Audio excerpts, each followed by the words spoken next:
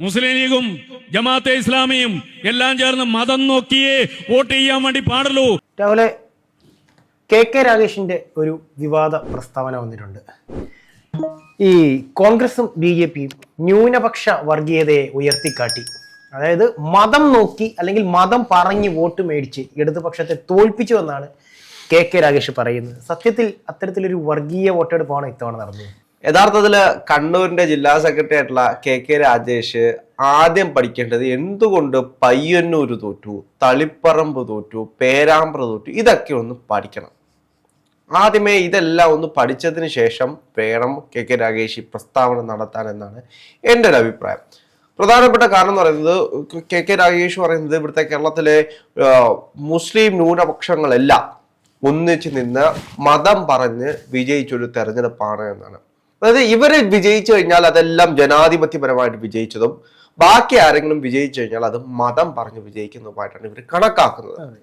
എന്നിട്ട് കെ രാജേഷ് പറയുന്നത് മുസ്ലിം ലീഗും ജമാഅത്തെ ഇസ്ലാമിയും ഇവരെല്ലാം ഒന്നിച്ച് ചേർന്നുകൊണ്ട് LDFനെ തോൽപ്പിക്കാൻ വേണ്ടിയിട്ട് UDFന് വേണ്ടിയിട്ട് മതം പറഞ്ഞ് വിജയിപ്പിച്ചാണ്. അല്ല, അങ്ങനെ നോക്കുകയാണെന്നുണ്ടെങ്കിൽ SDP ഇത്തവണ സപ്പോർട്ട് ചെയ്ത് ഇടതുപക്ഷത്തെ അതെന്തുകൊണ്ട് കെ രാഗേഷ് പറയരുത്? അതൊന്നും പറയരുത്. SDP വർഗീയ പാർട്ടി അല്ലല്ലോ. CPM സംബന്ധിച്ച് SDP വർഗീയ പാർട്ടിയേ അല്ല, അതൊന്നും പിന്നെ കുഴപ്പമില്ല. അതേപോലെ തന്നെ BJP, അതായത് BJPയുടെ സർവകാല ശത്രു എന്ന് പറയുന്നത് കമ്മ്യൂണിസ്റ്റ് പാർട്ടിയാണ് അത്രേ. അപ്പൊ കമ്മ്യൂണിസ്റ്റ് പാർട്ടിയെ തോൽപ്പിച്ചെങ്കിൽ മാത്രമേ ഇവിടെ BJPക്ക് വളരാൻ കഴിയൂ. ഇപ്പോഴെങ്കിലും മനസ്സിലാക്കി കളഞ്ഞല്ലോ, കമ്മ്യൂണിസ്റ്റ് പാർട്ടിയെ തോൽപ്പിച്ചെങ്കിലേ ഇവിടെ BJPക്ക് വളരാൻ കഴിയുന്നത്. ഇവിടെ കേരളത്തില് കോൺഗ്രസിൽ നിന്നും മുതിർന്ന നേതാക്കന്മാരൊക്കെ പോകുന്നുണ്ട്. അതായത് ഇപ്പൊ കരുണാകരന്റെ മകള് പോയി, ആന്റണിയുടെ മകൻ പോയി. പക്ഷെ അടിത്തട്ടിൽ എത്ര പേര് പോകുന്നുണ്ട് എന്ന് CPM അടിയൊഴുക്ക് എവിടെ നിന്നാണ് പോകുന്നത് എന്ന് നോക്കിക്കഴിഞ്ഞാൽ CPM-ൽ നിന്നാണെന്നേ. CPM-ൽ നിന്നാണ് ഏറ്റവും കൂടുതലും BJP-യിലേക്ക് ഈ അടിയൊഴുക്കൊഴുകുന്നത്. ഇപ്പോ കഴിഞ്ഞ പ്രാവശ്യത്തെ കണക്കുകളുണ്ടായിരുന്നോ? ഇവിടുത്തെ SNDP-യുടെയും NSSന്റെയും വോട്ടുകളാണ് കൂടുതലും BJPക്ക് പൊക്കോണ്ടിരിക്കുന്നത്. ഇത് ആരുടെ പക്ഷം നിന്നിരുന്ന വോട്ടുകളാണ്? ഇത് CPM-ന്റെ പരമ്പരാഗത വോട്ട് ബാങ്കുകളാണ്. CPM-ന്റെ പരമ്പരാഗത വോട്ട് ബാങ്കുകളിൽ വിള്ളൽ വീണു എന്നാണ് ഇതിന്റെ അർത്ഥം. ശരിക്കും പറഞ്ഞാൽ നേതൃനിരയിൽ വന്നിട്ടുള്ള ഒരു പിഴവല്ലേ ഇതിന്റെ കാരണം, അല്ലാതെ വർഗീയത വർക്ക് ചെയ്തതാണോ? ഒരിക്കലുമില്ല. CPM-നെ സംബന്ധിച്ച് CPM-ന്റെ ഇത്രയും വർഷക്കാലത്തിൽ വെച്ച് ഏറ്റവും വലിയ മോശം പ്രകടനം കാഴ്ചവെച്ചു നാണംകെട്ട തോൽവി മാത്രമാണോ? നാണംകെട്ട സംഘടനാ സംവിധാനം. പിണറായി വിജയന് ചീത്ത കേൾക്കേണ്ടി വരുന്നു. പാർട്ടി സെക്രട്ടറി, ഒരു പാർട്ടിയെ നിയന്ത്രിക്കുന്ന ആളാണ് പാർട്ടി സെക്രട്ടറി. നിലത്തിറങ്ങിയിട്ടില്ല, പുള്ളിയായി ഇലക്ഷൻ കഴിഞ്ഞപ്പോൾ എയറിലാണ്. വരാനുള്ള ചാൻസും ഇല്ല. പാർട്ടി സെക്രട്ടറിയുടെ ചിരി കാരണമാണ്, അല്ലെങ്കിൽ പാർട്ടി സെക്രട്ടറിയുടെ സ്വഭാവ ദൂഷ്യം കാരണമാണ് പാർട്ടി തോറ്റത് എന്ന് പാർട്ടിയിലെ ആളുകൾ പറയുമ്പോഴും പറയുകയാണ്.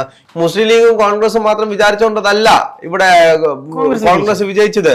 അതിനൊക്കെ അപ്പുറത്തേക്ക് CPM-ന്റെ വോട്ടുകൾ, CPM-ന്റെ നിങ്ങളുടെ കോട്ടകളിലെ വോട്ട് ബാങ്കുകൾ അവിടെ പോയി എന്ന് ഇവർ അന്വേഷിക്കാതെന്നാണ്.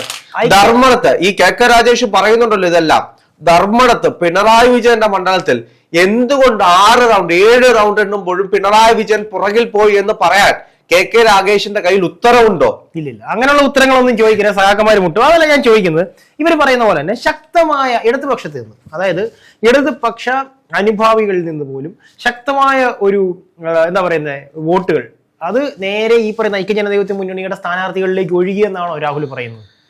അങ്ങനെയൊന്നുമില്ല. ഈ തെരഞ്ഞെടുപ്പ് എന്ന് പറയുന്നത് ജനങ്ങൾ ഇത്രയും, അതായത് കഴിഞ്ഞ കാലത്തെ ഭരണ സംവിധാനങ്ങളെ വെച്ച് അനാലിസിസ് ചെയ്തിട്ട് ഇനി എങ്ങനെ മുന്നോട്ട് പോകണം.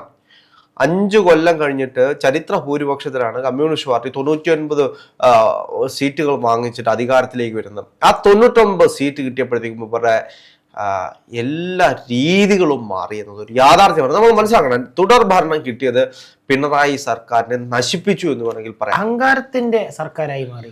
അതായത് പിണറായി വിജയനേക്കാൾ, അതായത് രാജാവിനേക്കാൾ രാജഭക്തി ഉള്ളവരായി മാറുന്ന കാലഘട്ടമാണ് നമ്മൾ കണ്ടത്. അതായത് ഒരു നവകേരള യാത്ര നടത്തി, ആ യാത്രയുടെ പേരിൽ എത്ര പേരെയാണ് തല്ലിച്ചതച്ചത്. ഇവിടുത്തെ CPM-ന്റെ ഏരിയ സെക്രട്ടറിയും ബ്രാഞ്ച് സെക്രട്ടറിയൊക്കെ പിണറായി വിജയൻ പവർ കാണിക്കാൻ തുടങ്ങി. കേരളത്തിലെ ഭരണ സംവിധാനങ്ങളെ മുഴുവൻ കയ്യിലിട്ട് അമ്മാനമാടാൻ തുടങ്ങി. എല്ലാവരും, അതായത് ഇടതുപക്ഷ സംഘടനയിലുള്ളവർ പോലും അവര് മാറി ചിന്തിക്കുന്ന സാഹചര്യത്തിലേക്ക് പോയി. എന്തുകൊണ്ടാണ്? ഒന്ന് ആലോചിച്ച് നോക്കൂ. ഇപ്പൊ നമുക്കറിയാം എന്തുകൊണ്ടാണ് കേരള യൂണിവേഴ്സിറ്റി പോലെയുള്ള SFIയുടെ ഒക്കെ കോട്ടകളിൽ SFIക്കാര് തന്നെ അങ്ങോട്ടും ഇങ്ങോട്ടും തമ്മിൽ തല്ലുന്നത്, SFIക്കാര് തന്നെ SFIക്കെതിരെ വരുന്നത് എന്തുകൊണ്ടാണ്? അതായത് ഇടതുപക്ഷ ചിന്താഗതിയിലുള്ള കുട്ടികൾ വരെ SFIക്കെതിരെ വരുന്നത് എന്താണ്? നമ്മൾ കണ്ടതാണ് ഇതിനു മുമ്പിട്ട് പല വിഷയങ്ങളിലും. ഇതേപോലെ തന്നെയാണ് കേരളത്തിലെ ജനങ്ങൾ, കേരളത്തിലെ കമ്മ്യൂണിസ്റ്റുകാർ ഒന്നിച്ച് ഈ കമ്മ്യൂണിസ്റ്റ് പാർട്ടിക്കെതിരെ വന്നതുകൊണ്ടാണ് ഈ തെരഞ്ഞെടുപ്പിന് ശേഷം ഈ ഞങ്ങളുടെ പാർട്ടിയിൽ ഒരു വിഷയവുമില്ല എന്ന് പറയുന്ന CPM-ന്റെ പാർട്ടിയിലെ ഓരോ സ്ഥലങ്ങളും ഓരോ ജില്ലാ കമ്മിറ്റികളും പൊട്ടിത്തെറിയാണെന്ന് ഇവിടെ വാർത്തകൾ വരുന്നുണ്ട്. ഈ വാർത്തകൾ പുറത്തേക്ക് വിട്ടു കഴിഞ്ഞാൽ അച്ചടക്ക നടപടി ഉണ്ടാകുമെന്ന് പറയുന്ന സാഹചര്യത്തിൽ കൊണ്ടെത്തിച്ചു പാർട്ടി. അതെ അതെ അതെ. ഇവിടെ ശൈലജ ടീച്ചർ പൊട്ടിത്തെറിച്ചു എന്നുള്ള വാർത്ത ഉണ്ടായിരുന്നു. അതേപോലെ തന്നെ അതിനുശേഷമുള്ള ആരോഗ്യമന്ത്രി വീണ ജോർജ് പൊട്ടിത്തെറിച്ചു എന്നുള്ള വാർത്തകൾ ഉണ്ടായിരുന്നു. ഇതെല്ലാം എന്തുകൊണ്ടാണ്? കണ്ണൂര് തന്നെ ഈ ഇത്രയും കാലഘട്ടത്തിനിടയ്ക്ക് കമ്മ്യൂണിസ്റ്റ് പാർട്ടിയുടെ കോട്ടയായിരുന്നു. യഥാർത്ഥത്തിൽ കമ്മ്യൂണിസ്റ്റ് പാർട്ടിക്ക് ഏറ്റവും ശക്തമായിട്ടുള്ള സംഘടനാ സംവിധാനമുള്ളതും കോട്ടയാണ് എന്ന് പറയുന്നതും ഒന്ന് കൊല്ലമായിരുന്നു, അതേപോലെ തന്നെ കണ്ണൂരായിരുന്നു. കണ്ണൂർ എത്ര സീറ്റുകൾ CPM-ന് നഷ്ടപ്പെടുന്ന ഒരു സാഹചര്യം ഉണ്ടായി. ഇന്നേ വരെ പിടിച്ചിട്ടില്ലാത്ത പയ്യന്നൂര്, അവിടെ UDF-ന്റെ അനുകൂലമായിട്ട് പിടിക്കുന്ന ഒരു സാഹചര്യം ഉണ്ടായില്ല. UDF സ്വതന്ത്രൻ. തളിപ്പറമ്പിൽ ഏറ്റവും എടുത്തു പറയേണ്ടത് ഇവരുടെ ക്യാപ്റ്റൻ പിണറായിലെ പാറപ്പുറത്താണല്ലോ ഈ പാർട്ടി ഉണ്ടായത്. ആ പിണറായിൽ തന്നെ, അല്ലെങ്കിൽ ആ ധർമ്മടത്ത് 6 റൗണ്ട് എണ്ണുമ്പോഴും കേരളത്തിന്റെ ക്യാപ്റ്റൻ 10 കൊല്ലം കേരളത്തെ നയിച്ച ക്യാപ്റ്റൻ പുറകിൽ വല്ലാണ്ട് വേർത്തുപോയി. തോൽവിയുടെ പടിവാതിലോളം ചെന്നിട്ടാണ് ജസ്റ്റ് ഒരു നാരോ എസ്കേപ്പ് എന്നൊക്കെ നമ്മൾ പറയുന്ന പോലെ ഒരു എസ്കേപ്പ് ആണ്, അല്ലാതെ അതൊരു വിജയം എന്നൊക്കെ പറയാൻ പറ്റില്ല. അദ്ദേഹം തോറ്റു. കേരളത്തിലെ ജനങ്ങൾ ഇത്ര കണ്ട് ആഘോഷിച്ചൊരു പിണറായി തോറ്റു, അദ്ദേഹം വിജയിച്ചെന്ന് എങ്ങനെ പറയാൻ പറ്റും? അങ്ങനെയൊന്നുമല്ല. പിണറായി വിജയമാണ് എപ്പോഴും, നമ്മൾ അത് മനസ്സിലാക്കണം. 6 റൗണ്ട് നിന്ന് വേർത്ത ആ മുഖം, അതൊരു നേതാവിന്റെ അല്ലെങ്കിൽ ഒരു പ്രസ്ഥാനത്തിന്റെ മുഖമായിരുന്ന ഒരു വ്യക്തിയുടെ ഏറ്റവും വലിയ തോൽവിയാണ്. 6 റൗണ്ട് വിയർത്തു നിന്നിരുന്ന മുഖം. KK രമ എന്തുകൊണ്ടാണ് അങ്ങനെ പറയേണ്ടി വന്നത്? അതെല്ലാം നമ്മൾ കണ്ടാണ്. പക്ഷെ അതിനൊക്കെ അപ്പുറത്തേക്ക് പിണറായി വിജയനെ പോലെ ഒരാൾ നയിച്ചൊരു പാർട്ടിയാണ് കമ്മ്യൂണിസ്റ്റ് പാർട്ടി. ഇപ്പോഴും സഗൗരവം നടക്കുന്ന ഒരാളാണ് പിണറായി വിജയന്റെ പോരായ്മകൾ ഒരുപാടുണ്ടായിരുന്നു. ഇപ്പോ എല്ലാ ഉത്തരവാദിത്വവും സഖാവ് പിണറായി വിജയന്റെ തലയിലേക്ക് കെട്ടിവെക്കാൻ നോക്കുന്ന ഒരുപാട് ആളുകളുണ്ട്. പിണറായി വിജയനും പാർട്ടി സെക്രട്ടറി ഗോവിന്ദ മാഷും കാരണമാണ് ഈ പാർട്ടി നശിച്ചത് എന്ന് പറയുന്ന ഒരുപാട് ആളുകളുണ്ട്. സ്വന്തം താഴെ തട്ടിലേക്ക് ഇറങ്ങി നോക്കൂ. എത്ര ജില്ലാ കമ്മിറ്റികൾ, എത്ര ഏരിയ കമ്മിറ്റികൾ, എത്ര ബ്രാഞ്ച് കമ്മിറ്റികൾ കൃത്യമായിട്ട് പണിയെടുത്തു. ഇവരെല്ലാം രണ്ടാം പിണറായിയുടെ അല്ലെങ്കിൽ പിണറായി വിജയന്റെ ഒരു സ്വഭാവം കാണിക്കുന്ന ഒരു സാഹചര്യത്തിലേക്ക് പോയില്ലേ? മാറി നിൽക്കെന്ന് പറഞ്ഞ് സ്വന്തം പാർട്ടിയിലുള്ളവരെ മാറ്റി നിർത്തുന്ന സാഹചര്യം ഉണ്ടായില്ലേ? എല്ലാത്തിനെയും കയറി ഞങ്ങൾ പണിത് കളയുമെന്ന് പറയുന്ന സാഹചര്യത്തിൽ കൊണ്ടെത്തിച്ചില്ലേ? അതായത് ഇവരോട് എന്തെങ്കിലും പറഞ്ഞു കഴിഞ്ഞാൽ സ്വന്തം പാർട്ടിയിലുള്ള ആളുകളാണെങ്കിൽ നിന്നെ ഞങ്ങൾ പണിതേക്കും. ഒരു ജനാധിപത്യത്തിന്റെ ലവലേശം പോലും ഇല്ലാതെ ഈ സംഘടനാ സംവിധാനം മുന്നോട്ട് ചലിച്ചപ്പോൾ ആ പാർട്ടി ഉള്ളിലുള്ളവർ തന്നെ അതായത് CPM-ന് വോട്ട് ചോദിക്കാൻ വീട് നീളെ പോയില്ലേ? ഇവര് തന്നെ തിരിച്ചു കുത്തുന്ന ഒരു സാഹചര്യം ആലോചിച്ച് നോക്കൂ. ഇതാണ് ഈ തെരഞ്ഞെടുപ്പിൽ നടന്നത്. ഇതെല്ലാം മറന്നുകൊണ്ട് KK രാഗേഷ് ഇതെല്ലാം അത് തോൽവി ഇപ്പോഴും അംഗീകരിക്കാൻ ഇവർക്ക് പറ്റുന്നില്ല. KK രാഗേഷ് പറയുന്നതിന്റെ അടിസ്ഥാനം എന്ന് പറയുന്നത് ഞങ്ങളെ തോൽപ്പിച്ചത് മുസ്ലിങ്ങളാണ് എന്ന് പറയുന്ന രീതിയിലേക്ക് കൊണ്ടെത്തിച്ചിരിക്കുകയാണ്. അല്ലെങ്കിൽ അങ്ങനെ ഒരു നറേറ്റീവ് സൃഷ്ടിക്കാനാണ് KK രാഗേഷ് നോക്കുന്നത്. പക്ഷെ സ്വന്തം പാർട്ടിയിൽ കണ്ണൂര്, അതായത് KK രാഗേഷ് ഉത്തരം പറഞ്ഞ കണ്ണൂർ ജില്ലാ സെക്രട്ടറിയാണ് KK രാഗേഷ് ആണ് ഉത്തരം പറയേണ്ടത്. എന്തുകൊണ്ട് കണ്ണൂര് തളിപ്പറമ്പും പേരാവൂരും അതേപോലെ തന്നെ പയ്യന്നൂരും ഒക്കെ തോറ്റുപോയത് എന്തുകൊണ്ടാണ് എന്ന് ഉത്തരം പറയേണ്ട ആളാണ് KK രാഗേഷ്. എന്നിട്ട് എന്താണ് അവരോട് ഉത്തരം? മുസ്ലിം ലീഗ് വിചാരിച്ചതുകൊണ്ട്, ജമാഅത്തെ ഇസ്ലാമി വിചാരിച്ചുകൊണ്ട്, BJP വിചാരിച്ചതുകൊണ്ട് ഞങ്ങൾ തോറ്റു. ഇതാണോ ഉത്തരം?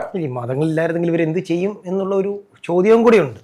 ഇവിടെ BJP ഭരിച്ചിട്ടുള്ള മണ്ഡലങ്ങൾ നോക്കിക്കഴിഞ്ഞാൽ അതെല്ലാം CPM-ന്റെ കയ്യിലിരുന്ന മണ്ഡലങ്ങളാണ്. CPM കോട്ടകളായിരുന്നു. നേമമാണെങ്കിലും കഴക്കൂട്ടമാണെങ്കിലും ചാത്തന്നൂരാണെങ്കിലും ഈ മണ്ഡലം ഒക്കെ ആരാണ് കൈകാര്യം ചെയ്തുകൊണ്ടിരുന്നത്? ആരുടെ സംഘടനാ സംവിധാനത്തിലാണ്?